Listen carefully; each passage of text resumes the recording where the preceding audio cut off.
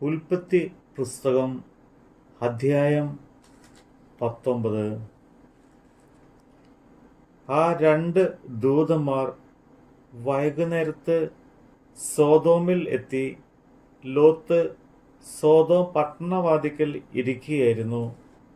അവരെ കണ്ടിട്ട് ലോത്ത് എഴുന്നേറ്റ് എതിരേറ്റ് ചെന്നു, നിലം വരെ കുനിഞ്ഞ് നമസ്കരിച്ചു. യജമാനന്മാരെ, അടിയന്റെ വീട്ടിൽ വന്ന് നിങ്ങളുടെ കാലുകളെ കഴുകി രാപ്പാർപ്പീൻ.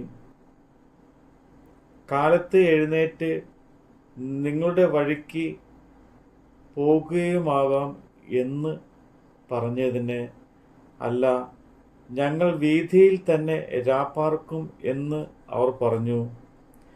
അവൻ അവരെ ഏറ്റവും നിർബന്ധിച്ചു. അപ്പോൾ അവർ അവൻ്റെ അടുക്കൽ തിരിഞ്ഞ് അവൻ്റെ വീട്ടിൽ ചെന്നു. അവൻ അവർക്ക് വിരുന്നൊരുക്കി പുളിപ്പില്ലാത്ത അപ്പം ചുട്ടു. അവർ ഭക്ഷണം കഴിച്ചു. അവർ ഉറങ്ങുവാൻ പോകും മുമ്പേ സോദോം പട്ടണത്തിലെ പുരുഷന്മാർ സകല ഭാഗത്തു നിന്നും ആബാലവൃത്തം എല്ലാവരും വന്നു വീട് വളഞ്ഞു. അവർ ലോത്തിനെ വിളിച്ചു, ഈ രാത്രി നിന്റെ അടുക്കൽ വന്ന പുരുഷന്മാർ എവിടെ? ഞങ്ങൾ അവരെ ഭോഗിക്കേണ്ടതിന് ഞങ്ങളുടെ അടുക്കൽ പുറത്ത് കൊണ്ടുവാ എന്ന് അവനോട് പറഞ്ഞു. ലോത്ത് വാതിക്കൽ ചെന്ന് അവരുടെ അടുക്കൽ പുറത്തു ചെന്ന് കതക് അടച്ചു വെച്ചു. സഹോദരന്മാരെ, ഇങ്ങനെ ദോഷം ചെയ്യരുതേ. പുരുഷൻ തൊടാത്ത രണ്ട് പുത്രിമാർ എനിക്കുണ്ട്. അവരെ ഞാൻ നിങ്ങളുടെ അടുക്കൽ പുറത്ത് കൊണ്ടുവരാം. നിങ്ങൾക്ക് ബോധിച്ചതുപോലെ അവരോട് ചെയ്തു കൊള്ളുവിൻ. ഈ പുരുഷന്മാരോട് മാത്രം ഒന്നും ചെയ്യരുതേ. ഇതിനായിട്ടല്ല അവർ എൻ്റെ വീട്ടിൻ്റെ നിഴലിൽ വന്നത് എന്ന് പറഞ്ഞ് മാറി നിൽക്ക എന്ന് അവർ പറഞ്ഞു. ഇവനൊരുത്തൻ പരദേശിയായി വന്ന് പാർക്കുന്നു, ന്യായം വിധിപ്പാനും ഭാവിക്കുന്നു. ഇപ്പോൾ ഞങ്ങൾ അവരോട് ഭാവിച്ചതിലധികം നിന്നോട് ദോഷം ചെയ്യും എന്ന് അവർ പറഞ്ഞു. ലോത്തിനെ ഏറ്റവും തിക്കി വാതിൽ പൊളിപ്പാൻ അടുത്തു. അപ്പോൾ ആ പുരുഷന്മാർ കൈ പുറത്തോട്ട് നീട്ടി ലോത്തിനെ തങ്ങളുടെ അടുക്കൽ അകത്ത് കയറ്റി വാതിലടച്ചു. വാതിൽക്കൽ ഉണ്ടായിരുന്ന പുരുഷന്മാർ ആബാലവൃത്തം അന്ധത പിടിപ്പിച്ചു. അതുകൊണ്ട് അവർ വാതിൽ തപ്പി നടന്ന് വിഷമിച്ചു. ആ പുരുഷന്മാർ ലോത്തിനോട്, ഇവിടെ നിനക്ക് മറ്റു വല്ലതുമുണ്ടോ? മരുമക്കളോ പുത്രിമാരോ പുത്രന്മാരോ? ഇങ്ങനെ പട്ടണത്തിന് നിനക്കുള്ളതൊക്കെയും ഈ സ്ഥലത്ത് നിന്ന് കൊണ്ടുപോയിക്കൊള്ളുക. ഇവരെക്കുറിച്ചുള്ള ആവലാതി യഹോവയുടെ മുമ്പാകെ വലുതായി തീർന്നിരിക്കുന്നതുകൊണ്ട് ഞങ്ങൾ ഈ സ്ഥലത്തെ നശിപ്പിക്കും. അതിനെ നശിപ്പിപ്പാൻ യഹോവ ഞങ്ങളെ അയച്ചിരിക്കുന്നു എന്ന് പറഞ്ഞു. അങ്ങനെ ലോത്ത് ചെന്ന് തൻ്റെ പുത്രിമാരെ വിവാഹം ചെയ്യുവാനുള്ള മരുമക്കളോട് സംസാരിച്ചു. നിങ്ങൾ എഴുന്നേറ്റ് ഈ സ്ഥലം വിട്ട് പുറപ്പെടുവിൻ, യഹോവ ഈ പട്ടണം നശിപ്പിക്കും എന്ന് പറഞ്ഞു. എന്നാൽ അവൻ കളി പറയുന്നു എന്ന് അവൻ്റെ മരുമക്കൾക്ക് തോന്നി. ഉഷസ്സായപ്പോൾ ദൂതന്മാർ ലോത്തിനെ ബന്ധപ്പെടുത്തി, ഈ പട്ടണത്തിൻ്റെ അകൃത്യത്തിൽ നശിക്കാതിരിപ്പാൻ എഴുന്നേറ്റ് നിന്റെ ഭാര്യയെയും ഇവിടെ കാണുന്ന നിന്റെ രണ്ട് പുത്രിമാരെയും കൂട്ടിക്കൊണ്ട് പോയിക്കൊള്ളുക എന്ന് പറഞ്ഞു. അവൻ താമസിച്ചപ്പോൾ യഹോവ തന്നോട് കരുണ ചെയ്യുകയാൽ ആ പുരുഷന്മാർ അവനെയും ഭാര്യയെയും 2 പുത്രിമാരെയും കൈക്ക് പിടിച്ച് പട്ടണത്തിന്റെ പുറത്ത് കൊണ്ടുപോയി ആക്കി. അവരെ പുറത്തു കൊണ്ടുപോയ ശേഷം അവൻ, ജീവരക്ഷയ്ക്കായി ഓടിപ്പോക, പുറകോട്ട് നോക്കരുത്, ഈ പ്രദേശത്തെങ്ങും നിൽക്കുകയുമരുത്, നിനക്ക് നാശം ഭവിക്കാതിരിപ്പാൻ പർവ്വതത്തിലേക്ക് ഓടിപ്പോകുക എന്ന് പറഞ്ഞു. ലോത്ത് അവരോട് പറഞ്ഞത്, അങ്ങനെയല്ല കർത്താവേ, നിനക്ക് അടിയനോട് കൃപ തോന്നിയല്ലോ. എൻ്റെ ജീവനെ രക്ഷിപ്പാൻ എനിക്ക് വലിയ കൃപ നീ കാണിച്ചിരിക്കുന്നു. പർവ്വതത്തിൽ ഓടി എത്തുവാൻ എനിക്ക് കഴിയുകയില്ല.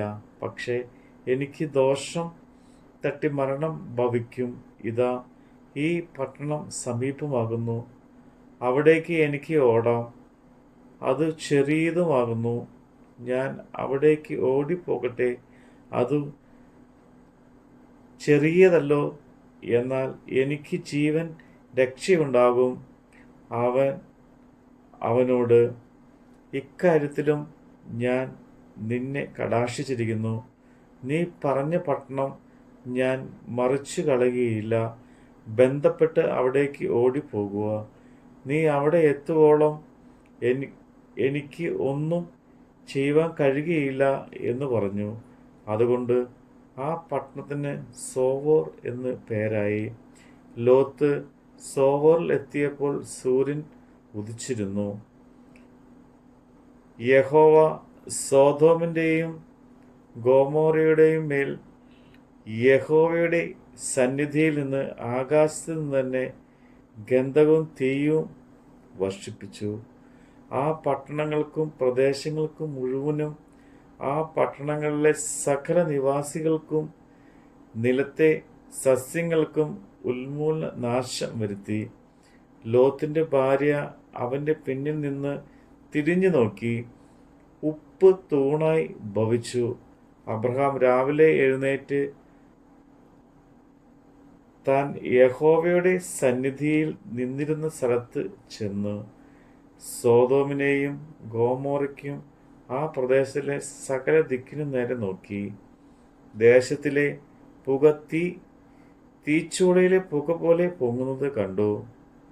എന്നാൽ ആ പ്രദേശത്തിലെ പട്ടണങ്ങളെ നശിപ്പിക്കുമ്പോൾ ദൈവം അബ്രഹാമിനെ ഓർത്തു. ലോത്ത് പാർത്ത പട്ടണങ്ങൾക്ക് ഉന്മൂലന നാശം വരുത്തുകയിൽ ലോത്തിനെ ആ ഉന്മൂലന നാശത്തിൽ നിന്ന് വിടുവിച്ചു. അനന്തരം ലോത്ത് സോവാർ വിട്ടുപോയി. അവനും അവൻ്റെ 2 പുത്രിമാരും പർവ്വതത്തിൽ ചെന്ന് പാർത്തു.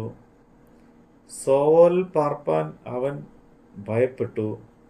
അവനും അവൻ്റെ 2 പുത്രിമാരും ഒരു ഗുഹയിൽ പാർത്തു. അങ്ങനെ ഇരിക്കുമ്പോൾ മൂത്തവൾ ഇളയവനോട്, നമ്മുടെ അപ്പൻ വൃദ്ധനായിരിക്കുന്നു, ഭൂമിയിൽ എല്ലാവരും ഉള്ള നടപ്പ് പോലെ നമ്മുടെ അടുക്കൽ വരുവാൻ ഭൂമിയിൽ ഒരു പുരുഷനുമില്ല. വരിക, അപ്പനാൽ സന്തതി ലഭിക്കേണ്ടതിന് അവനെ വീഞ്ഞ് കുടിപ്പിച്ച് അവനോടുകൂടെ ശയിക്ക എന്ന് പറഞ്ഞു. അങ്ങനെ അന്നു രാത്രി അവർ അപ്പനെ വീഞ്ഞ് കുടിപ്പിച്ചു. മൂത്തവൾ അടുത്ത് ചെന്ന് അപ്പനോടുകൂടെ ശയിച്ചു. അവൾ ശയിച്ചതും എഴുന്നേറ്റതും അവൻ അറിഞ്ഞില്ല. എന്നാൽ മൂത്തവൾ ഇളയവളോട്, ഇന്നലെ രാത്രി ഞാൻ അപ്പനോടുകൂടെ ശയിച്ചു. നാം അവനെ ഇന്നു രാത്രിയും വീഞ്ഞു കുടിപ്പിക്കുക. അപ്പനായി സന്തതി ലഭിക്കേണ്ടതിന് നീയും അകത്ത് ചെന്ന് അവനോട് കൂടെ ശയിക്ക എന്ന് പറഞ്ഞു. അങ്ങനെ അന്ന് രാത്രിയും അവർ അപ്പനെ വീഞ്ഞു കുടിപ്പിച്ചു. ഇളയവൾ ചെന്ന് അവനോടുകൂടെ ശയിച്ചു. അവൾ ശയിച്ചതും എഴുന്നേറ്റതും അവൻ അറിഞ്ഞില്ല. ഇങ്ങനെ ലോത്തിന്റെ 2 പുത്രിമാരും അപ്പനാൽ ഗർഭം ധരിച്ചു.